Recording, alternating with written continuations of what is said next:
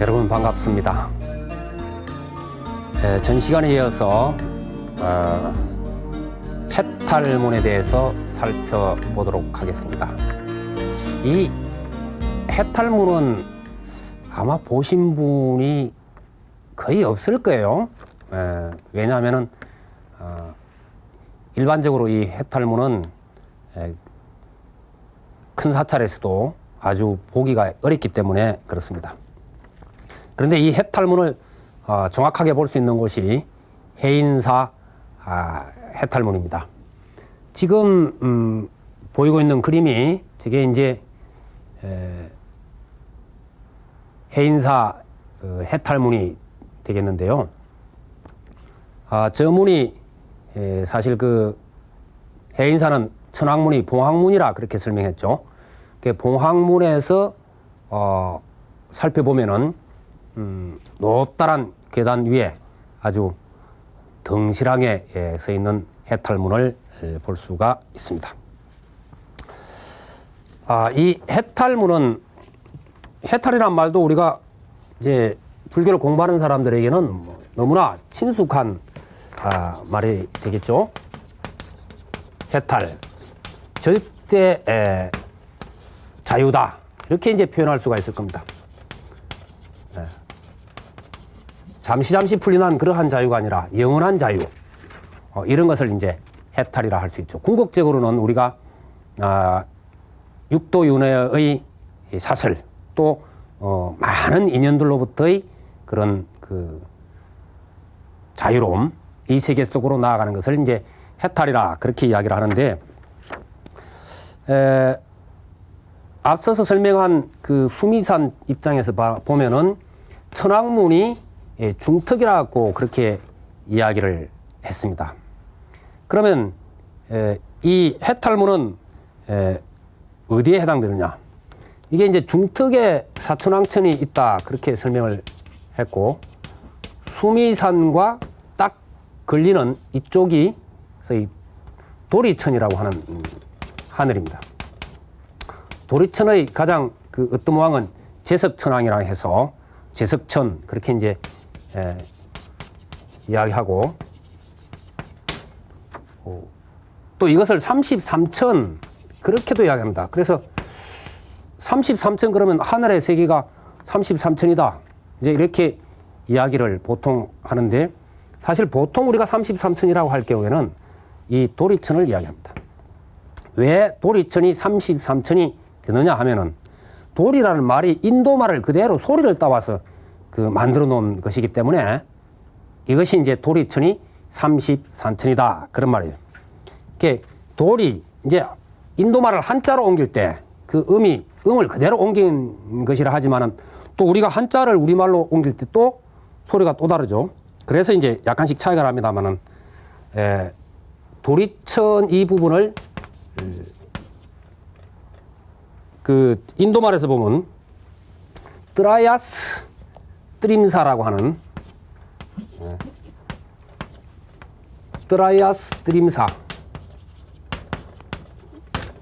라고 하는 말을 도리천으로 옮겨놓은 겁니다. 그래서 트라야스 트림사, 이것이 바로 33천의 원래 이름입니다. 그렇기 때문에 33천이라고 하면은 정확하고, 도리천이라 하는 것도 이 소리를 그대로 옮겨놓은 것이다, 이렇게 이해를 하면은 이제는 좀 쉽게 설명될 겁니다. 인도말이나 영어나 비슷하죠. 우리가 셋 이럴 때는 3, 혹은 30 30 이러잖아요, 그죠? 그처럼 트라야스, 트림사, 이게 비슷한 게 많습니다. 그래서 이제 33천인데 바로 여기에 위치하는 것이 해탈문이다, 그렇게 보면 돼요. 그래서 요 밑에가 일주문에 해당된다면은 천왕문이 이쯤에 해당되고, 여기가 이제 소위 해탈문 됩니다. 이 부분은 나중에 그 수미산 세계관과 강문 혹은 대웅전까지를 제가 종합적으로 한번 그림을 그리면서 설명을 할까 합니다만은, 그래서 이것은 이미 수미산 정상에 위치하고 있는 그런 문이다, 이렇게 이제 이해를 하시면 되겠고, 수미산이 넘어서면은 바로 허공계가 됩니다. 여기서부터는. 여기 이제 하늘 세계 계속 이어지는데 허공계가 되듯이 우리가 이 해탈문을 통해서 말하자면 허공처럼 자유로운 그러한 해탈의 세계를 우리가 만나게 된다. 이런 뜻이 되겠죠. 사실 우리가 이제 불교 공부를 좀 하다 보면은 이제 여러 가지 자기 자신을 억누르고 있던 그러한 문제들로부터 서서히 자유로워지기 시작을 합니다. 그래서 이 자유로움이 완벽해질 때 이것을 우리는 해탈이라 그러죠. 자, 사람들이 종교를 가지는 그 이유를 우선 살펴서 나누어 보면은 주된 것이 여러 가지 부자유로 인해서 그 자유스러움의 그 고통, 이제 이것 때문에 결국은 종교에 의지하게 된다. 그래서 큰 성현들의 가르침에 따라서 우리가 말하자면 종교 생활을 하면서 공부도 하고 그렇게 되는데 이러한 경우에 이제 크게 두 가지로 나눠 볼 수 있어요. 우선 하나는 나는 약하다. 나는 형편없다. 그렇게 스스로를 생각하고 보다 큰 성현, 보다 큰 힘을 가진 어떤 이에게 자기 자신을 의지하면서 맡겨버리고 말하자면은 그 큰 힘의 보호 아래에서 종이 되는, 노예가 되는 그러한 형상이 되겠습니다. 사실 옛날에 아주 가난한 시절에 일반 평민들, 서민들이 의식주 해결을 하기 어려울 때, 그럴 때 자식이나 이런 경우를 남의 종으로 이렇게 보내는 경우가 많았어요. 자식을 판 거죠. 근데 사실 이제 대갑집이나 아니면은 큰 부잣집에 들어가게 되면 의식주는 쉽게 해결됩니다. 다소 편안함도 얻을 수 있고 여러 가지 걱정도 덜어지겠죠. 그러나 사실 이 경우는 스스로의 주인을 포기해버린 것이죠. 스스로의 주인을 포기해버리기 때문에 이때는 영원히 자유가 될 수 없는 그러한 경우가 되겠습니다. 그 다음에는 스스로가 홀로 서기를 통해서 자기 자신의 주인이 되고자 하는 사람입니다. 아무리 어려워도 난 남의 집의 종살이는 싫다.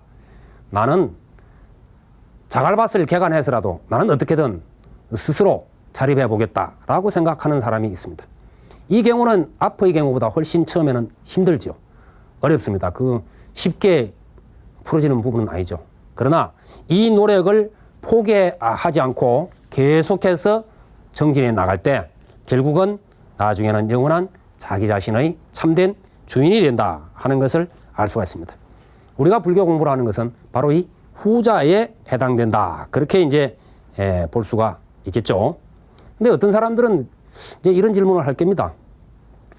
아니, 스님, 불교도 보면은 부처님이다, 보살님이다 해서 여러 성현들 믿고 의지하고 구제해 달라고 그러지 않느냐? 믿고 따르지 않느냐? 물론 그렇습니다. 그러나 불교의 믿음에서 가장 근본적인 것을 알지 못하기 때문에 그렇습니다. 가장 근본적인 믿음이라고 하는 것은 무엇이냐? 자기 스스로가 부처님과 같다는 믿음입니다. 그리고 나아가서는 자기 스스로가 부처님처럼 되어진다는 그러한 믿음입니다. 나는 부처와 같으며 언젠간 바로 부처가 될 수 있다. 성불할 수 있다. 라고 하는 이 믿음이 불교의 믿음 가운데는 굳게 자리 잡고 있습니다. 그래서 나중에 최종적인 수행을 들어갈 때는 좀 심한 말이 되겠습니다만은 이런 용어까지도 심지어 씁니다. 살불살조라고 하는 불교 공부를 어지간히 해본 사람들은 이런 말을 들어봤을 겁니다. 살불살조, 이게 무시무시한 말이죠.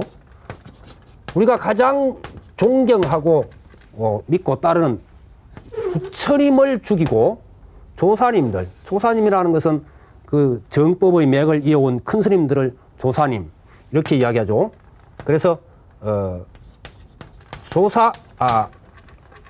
이 조사님들마저도 죽인다. 큰 스님들마저도 죽인다. 이게 무슨 말이냐?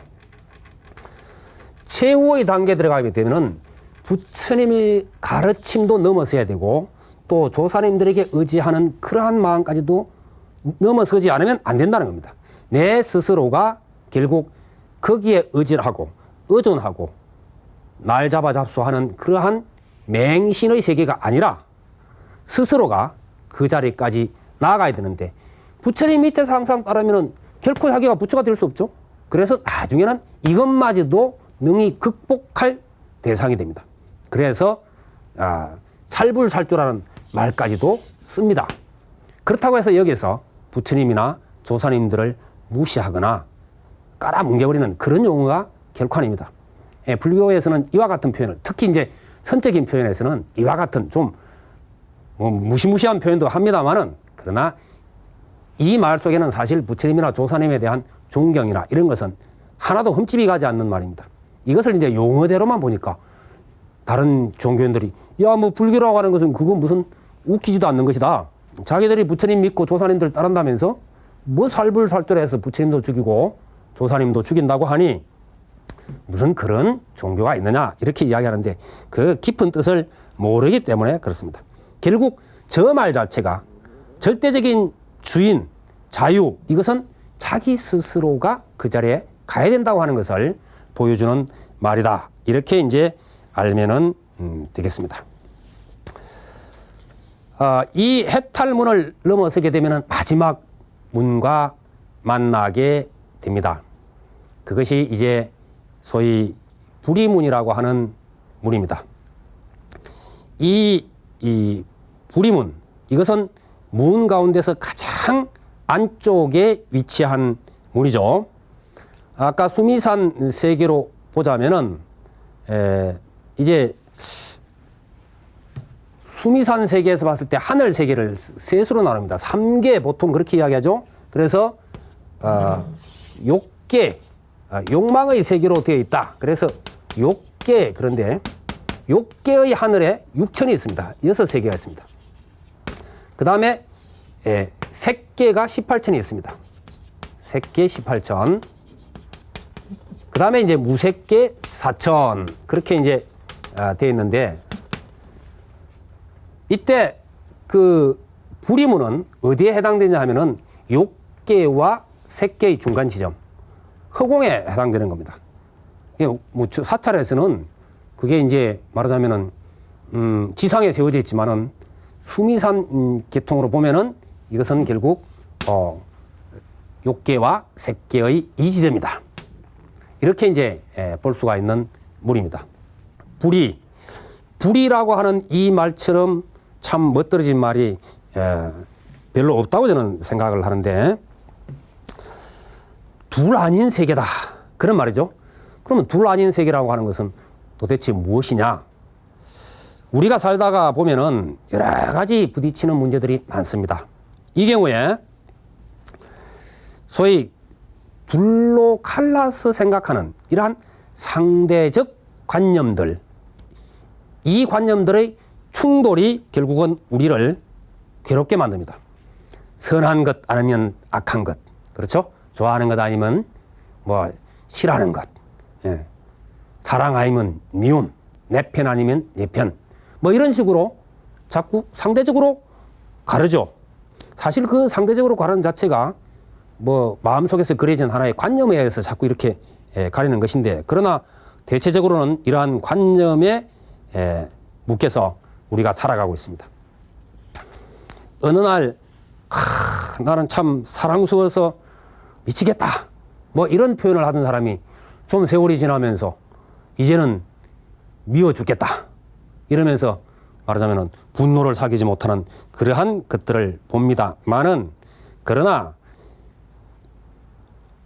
사실 우리가 보이는 세계와 보이지 않는 이러한 세계에 대해서 고정된 관념들을 가짐으로 인해서 여기에서 대립과 충돌이 벌어지는 것입니다.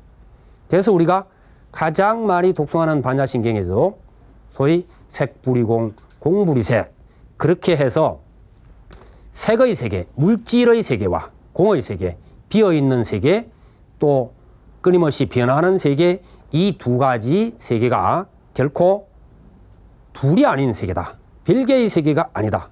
그러면 색불이공, 공불이색이라고 하는 이 말 자체는 색과 공의 관계를, 색은 우리가 보통 물질입니다. 물론 이제 반야신경에서는 이 색이 몸뚱아리를 이야기하는 경우가 대부분입니다만은, 세계라 하면은 물질 세계를 이야기하기도 하고 반자신경 같은 경우에는 이것은 몸뚱아리 이렇게 볼 수도 있습니다. 색분리공, 공분리색 그랬단 말이죠. 그러면 이 눈에 보이는 세계와 눈에 보이지 않는 질서로서의 공이라고 하는 이 세계는 비어 있다고 하는 이 세계가 색이면서 공이요 공이면서 색인 이 세계를 이야기하고 있다. 바로 이러한 것도 여기서는 달을 이자를 쓰고 있지만은 이것이 불의 둘 아닌 세계를 보여주는 하나의 그 글귀가 된다. 사상이 된다. 이렇게 이야기할 수도 있을 겁니다. 결국 우리는 물질 세계와 비물질 세계 또 개체적인 것이나 현상적인 것과 텅 비어 끊임없이 변하는 세계가 결코 따로이 존재하지 않는다라고 하는 것을 우리는 이 불의문을 만나면서 다시 한번 마음속에 새기게 됩니다. 불의문에 대해서 다음 시간에 계속해서 이어서 설명을 하도록 하겠습니다. 성불하십시오.